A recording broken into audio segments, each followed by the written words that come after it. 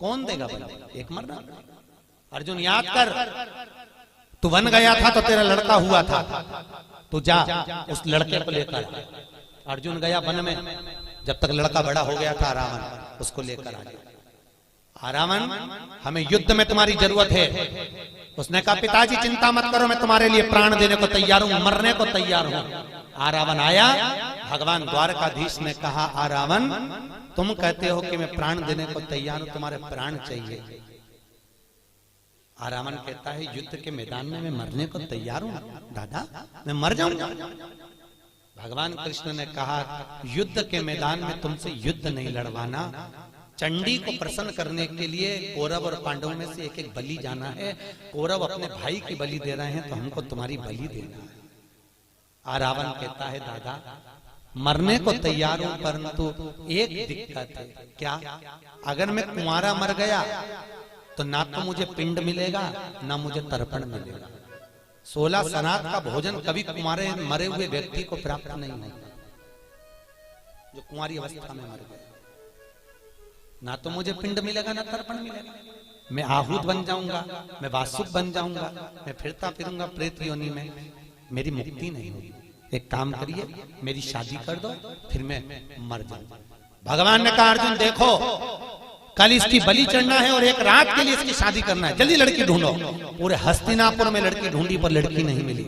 रात्रि के 11 बज गई, कन्या प्राप्त नहीं हुई। भगवान को चिंता लग गई, अगर इसका विवाह नहीं होगा तो ये मरेगा नहीं, और मरेगा नहीं तो बलि कौन की चढ़े। तो भगवान कृष्ण को याद आया कि मुझे शंकर जी ने किन्नर बनने का श्राप दिया था। शंकर भगवान के वचन को निभाने के लिए भगवान एक रात के लिए उस रावण के पत्नी बन गए। आज भी किन्नरों की शादी होती है एक घड़े से, एक रात का विवाह होता है उनका। उस घड़े का नाम रहता है रावण। क्या नाम है? किन्नरों के पति का नाम है रावण।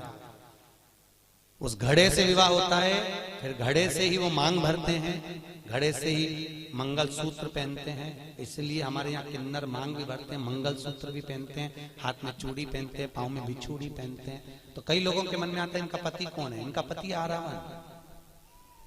एक रात्रि का विवाह किया जाता है इनका, एक रात। और उस रावण का विवाह भगवान द्वारकाधीश के साथ में हुआ। किन्नर भगवान को बनना पड़ा, प्राण छूटे उस रावण के। भगवान फूट फूट कर रोए। भगवान ने ये लीला शिव जी के वचन को निभाने के लिए। किन्नर शास्त्र कहता किसी पर मत हंसो जिंदगी में कभी भी। ना जाने कौन सी घड़ी, किस पल, किस जगह, किस स्थान पर हम हंस दिए और वो बुरा हो गया। ना हंसिए, अपने को प्रसन्न रहना है, अपनी जगह पर रहिए। अपने को अलमस्त रहना, अपनी जगह पर रहिए। पर किसी को देखकर, किसी को उंगली उठाकर, किसी की ओर निगाह कर कर हमारे चेहरे पर प्रसन्नता का भाव नहीं होना चाहिए। उसको ना जाने कब ठेस पहुंच जाए। प्रसन्न भाव बहुत। आज ब्रह्मा जी तुमने सृष्टि की रचना ठीक नहीं करी, इसलिए आज भी हिंदू धर्म की रीति है भगवान शंकर का अर्धनारीश्वर स्वरूप का फोटो मंदिर में लगा सकते हो, आश्रम में लगा सकते हो, पर घर में अर्धनारीश्वर स्वरूप का फोटो नहीं लगाया जाता। शंकर के आधे शिव और पार्वती का स्वरूप। कौन सा स्वरूप? जम के बोलिए, अर्धनारीश्वर। घर में नहीं लगता वो फोटो। अगर आपको लगेगा तो कहीं आश्रम में लग जाए, कहीं मंदिर में लग जाए, कहीं अन्य जगह पर लग जाए, और घर में अर्धनारीश्वर स्वरूप का फोटो नहीं लगाया जाए। फोटो नहीं लगा। अर्धनारीश्वर स्वरूप का दर्शन। सृष्टि की रचना का फिर निवेदन करा। ब्रह्मा जी ने अपनी जंघा से मनु और शत्रुपा को प्रकट करा। उन्हीं की सृष्टि आगे बढ़ी। उत्तान पात प्रियवत कन्या देवहूति प्रसूति आपूति हुई। और कन्या प्रसूति का चरित्र वर्णन किया गया जो दक्ष प्रजापति के साथ में दिया। माता प्रसूति के गर्भ से कई बच्चों का जन्म हुआ, कई बच्चों ने जन्म लिया, पर जितने बच्चे लड़कों ने जन्म लिया उनको देवऋषि नारद ने सत्कर्म में लगा दिया, सबको भजन में लगाया। कीर्तन में लगाया, सब कुछ सत्संग में लगाया। 60 कन्याओं का जन्म हो गया। कन्याओं के जन्म के बाद भी देखो माता प्रसूति के गर्भ से जितने बच्चों ने जन्म लिया वो सब संस्कारित हुए, सब संस्कार। और फिर निवेदन है, जिस गांव में पानी की कमी होती है वहां की फसल बिगड़ जाती है, और जिस घर में संस्कारों की कमी होती है वहां की नस्ल बिगड़ जाती है। इसलिए नस्ल को सुधारने के लिए संस्कारों का होना जरूरी है। क्या दीजिए बच्चों को? अरे बोलो तो, संस्कार श्रेष्ठ।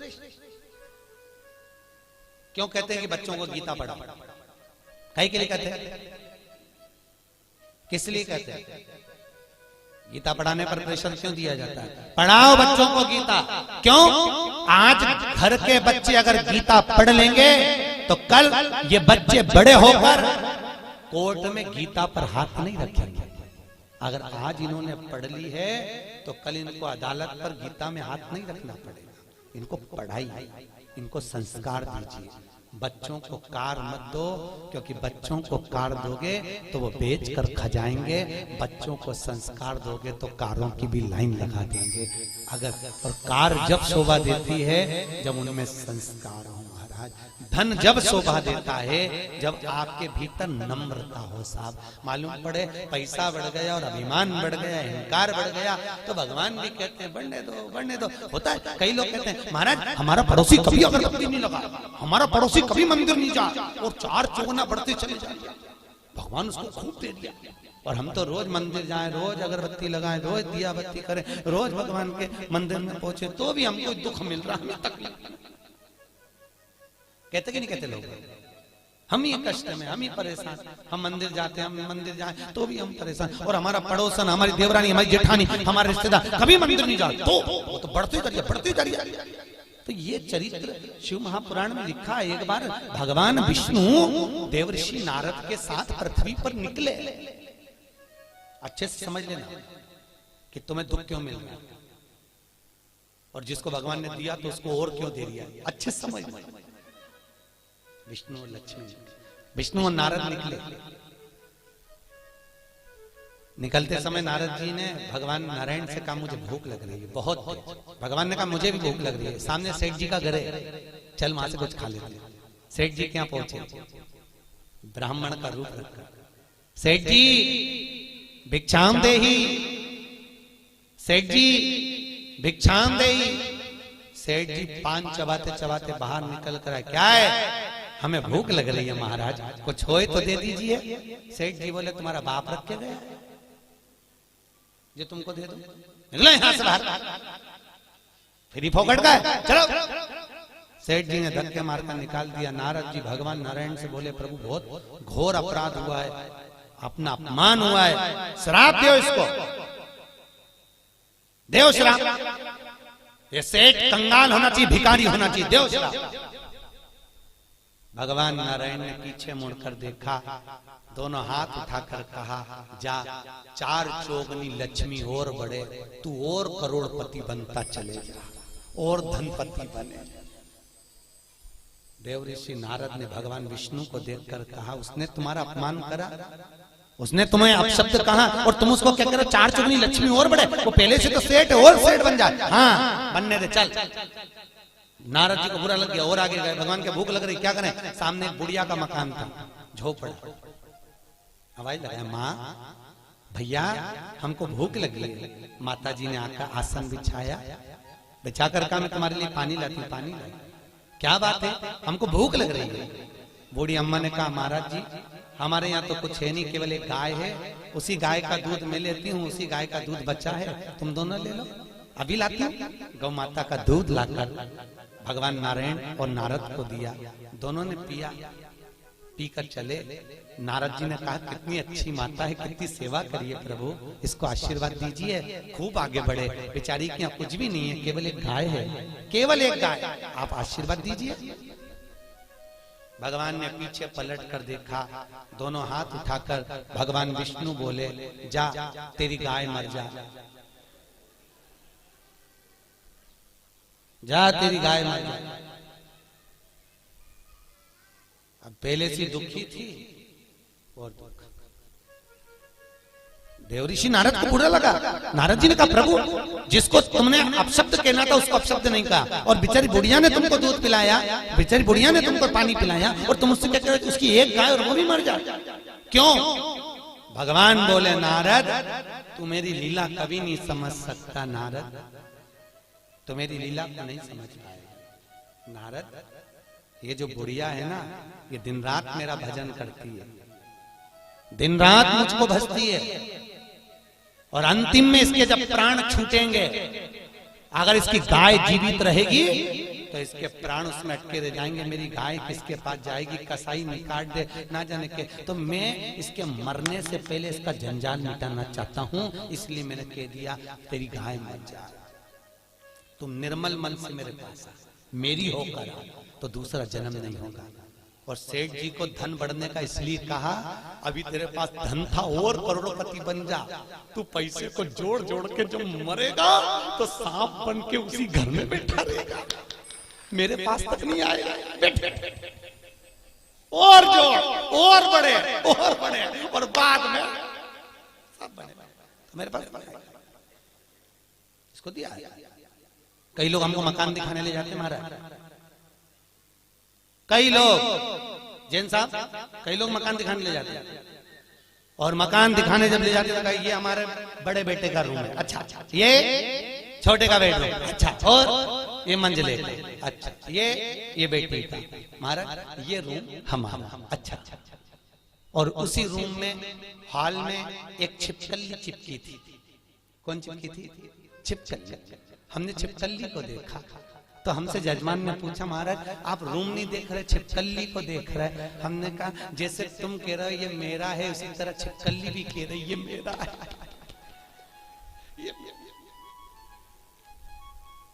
ना जाने कौन तुम्हारे परिवार का तुम्हारे कुल का मेरा कहते कहते मर गया तो छिपकली बन के चिपक अभी भी नहीं छूट रहा, इसलिए मैं चिपकी हुई है। उसको 25 बार भगा फिर आ जाता मेरा घर मेरा घर। अब बताओ आप में से कौन कौन छिपकली बनना चाहता है?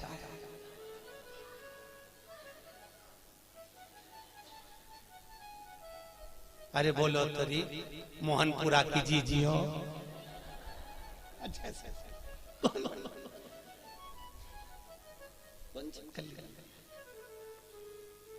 कभी मत कहो कि मेरा है। क्या लाए थे क्या? ले जाओगे मुट्ठी बांधे आए हाथ पसारे जाओगे सब धरा रह जाएगा। एक से बढ़कर एक साड़ियां फालती को लगी की लगाई।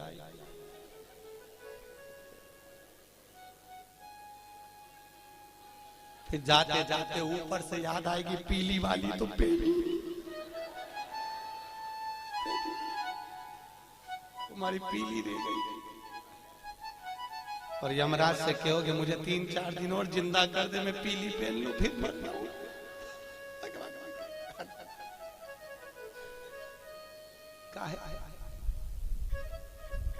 धरी पड़ी और जाएगा जब यहां से कुछ भी ना पास होगा। 2 गज कफन का टुकड़ा तेरा लिबास होगा। केवल 2 गज और कुछ नहीं। कितनी जगह